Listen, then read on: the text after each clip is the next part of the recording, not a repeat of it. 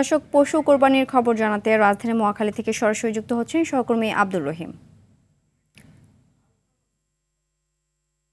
রহিম, রাজধানীতে পশু কোরবানি ও বর্জ্য অপসারণের চিত্র কেমন দেখছেন জানাবেন?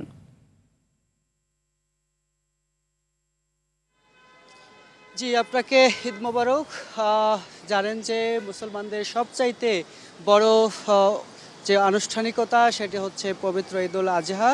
ঈদুল আজহায় পরবর্তী সময়ে কিন্তু কুরবানি অনুষ্ঠিত হয়েছে। কুরবানির নামাজের পরে কুরবানি দেওয়ার পরে এখন কিন্তু দুপুর গড়িয়েছে এবং সিটি কর্পোরেশনের পক্ষ থেকে কিন্তু বর্জ্য অপসারণের যে কার্যক্রম সেটি শুরু হয়েছে এবং নাগরিকরা তাদের নিজ উদ্যোগেও কিন্তু তারা বর্জ্য অপসারণ করে একটি জায়গায় রেখেছিল এবং সেখান থেকে কিন্তু সিটি কর্পোরেশন তার ওয়ার্ডভিত্তিক যে পরিচ্ছন্ন কার্যক্রম সেটি পরিচালিত হচ্ছে। আমি বর্তমানে যেখানে রয়েছি এটি ঢাকার দক্ষিণ সিটি কর্পোরেশনের 20 নম্বর ওয়ার্ড।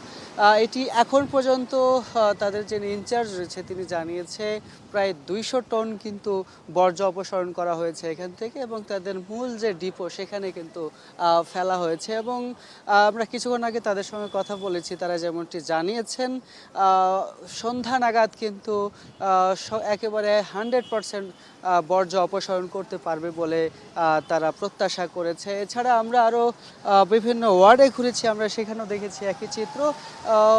পাড়া মহল্লা থেকে শুরু করে প্রতিটি জায়গা থেকে কিন্তু ময়লার যে গাড়ি রয়েছে সেগুলোতে করে একটি ছোট গাড়িতে করে নিয়ে আসা হচ্ছে এবং পরবর্তীতে বড় গাড়িতে করে কিন্তু সাভারের যে ময়লার ডিপো রয়েছে সেখানে নিয়ে যাওয়া হচ্ছে।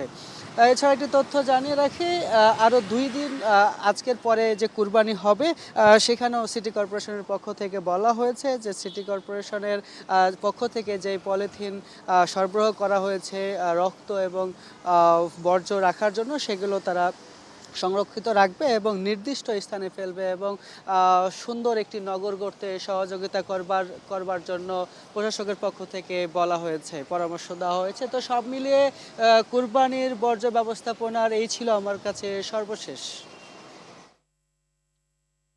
ধন্যবাদ।